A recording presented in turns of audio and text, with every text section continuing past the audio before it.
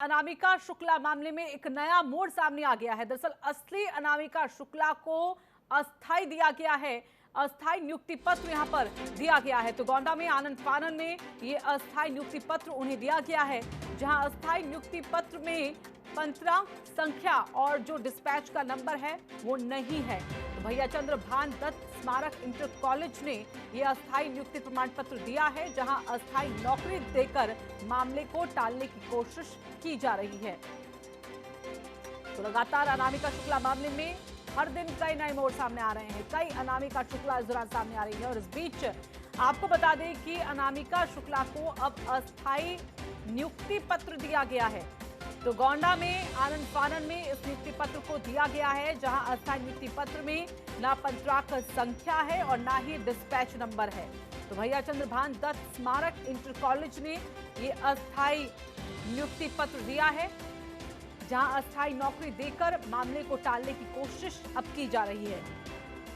तो लगातार ये मामला तूल पकड़ता जा रहा है और ऐसे में कई पेच इस पूरे मामले को लेकर देखा जाए तो सामने आ रहे हैं। और अब जो एक नया मोड़ इस बीच इस मामले में सामने आया है, तो फिलहाल सवालों के घेरे में, क्योंकि आनंद फानन में जिस तरह से अस्थाई नियुक्ति पत्र अनामिका शुक्ला को दिया गया है, उस नियुक्ति पत्र में ना तो पंत्रांक संख्या है और ना ही डिस्पैच का नंबर मौजूद है। तो तस्वीर आप देख सकते हैं, अनामिका शुक्ला को दिया गया है अस्थाई नियुक्ति पत्र भैया चंद्र भान दत्त स्मारक इंटर कॉलेज के लिए। और इसमें अगर आप ध्यान से देखें तो इस पत्र में ना ही पंत्रांक संख्या उपलब्ध की गई है और ना ही डिस्पैच का नंबर मौजूद है। तो आखिरकार क्या टाल मटोल करके इस पूरे मामले को खत्म करने की कोशिश की जा रही है? कहीं ना कहीं अंदाजा तो इस बात से यही लगाया जा सकता है, जिस तरह से आनंद फानन में अस्थाई नियुक्ति पत्र अनामिका शुक्ला को दिया जा रहा है। तो हर दिन नए मामले अनामिका शुक्ला को लेकर सामने आ रहे हैं, कई नई अपडेट्स इस दौरान सामने निकल कर आ रही है, जहां अब गोंडा में आनंद फानन में ही अस्थाई नियुक्ति पत्र अनामिका शुक्ला को दिया जा रहा है। और राजकुमार गोंडा से हमारे साथ हमारे सहयोगी जुड़ गए हैं। तो राजकुमार, जैसे तैसे अब इस मामले को पूरी तरीके से देखा जाए तो रफा दफा करने की कोशिश की जा रही है, लेकिन जो ये नियुक्ति पत्र दिया गया है, जो तस्वीरें भी हम अपने दर्शकों को दिखा रहे हैं, संख्या ना पंत्रांक की मौजूद है इसमें और ना ही डिस्पैच नंबर मौजूद है। तो ऐसे में सवालों के घेरे में आकर ये नियुक्ति पत्र खड़ा हो जाता है। गोंडा प्रशासन की तरफ से कुछ कहा गया है क्या अभी इस पत्र को लेकर?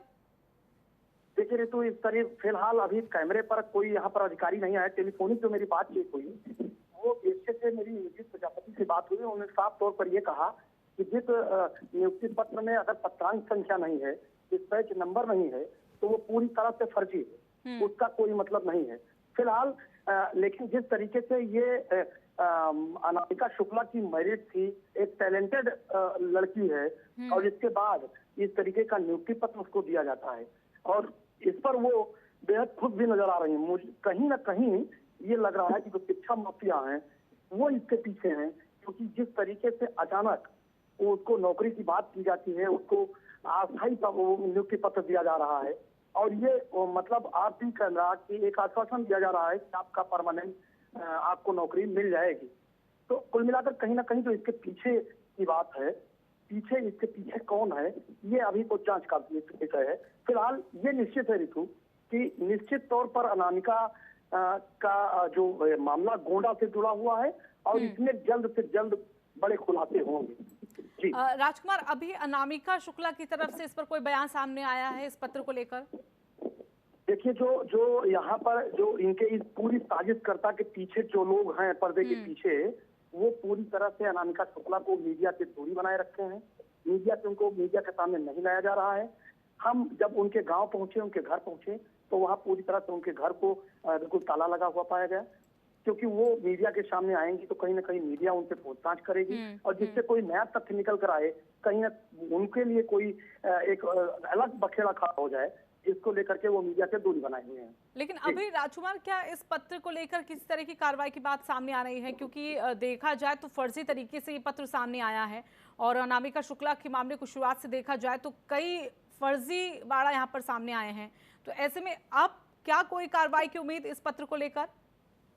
देखिए, अब तक जो अधिकारियों से मेरी बात हुई, वो तो इस पूरे मामले में फिलहाल एफआईआर तो दर्ज कर ली गई, और जो टेलीफोनिक बातचीत हुई डीएसए की, उन्होंने साफ तौर पर कहा कि एसटीएफ यहाँ आई थी और एसटीएफ ने बाकायदा अनामिका शुक्ला से बातचीत की है, उनसे पूछताछ की है।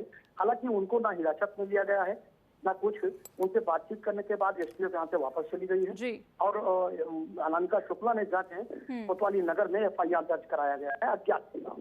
चलिए, धन्यवाद आपका राजकुमार हमारे साथ जुड़ने के लिए।